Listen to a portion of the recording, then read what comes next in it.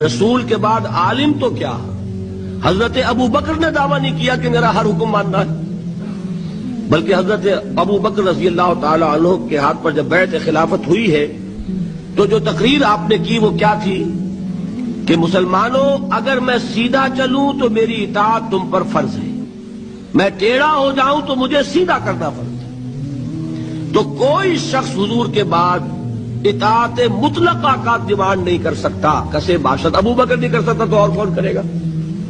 अब जो भी इताअत है अल्लाह और उसके रसूल के दायरे के अंदर अंदर है। अल्लाह के हुक्म के खिलाफ किसी की इताअत नहीं। ला ताअत li मखलूकिन फी मासियतिल खालिक। हुजूर ने फरमाया कि अगर हमारी शरीयत में इंसान को सजदा करना जायज होता तो मैं बीवी को हुक्म देता कि शौहर को सजदा करे। इस दर्जे तक है। लेकिन शौहर भी अगर अल्लाह के हुक्म के खिलाफ हुक्म दे तो मुसलमान बीवी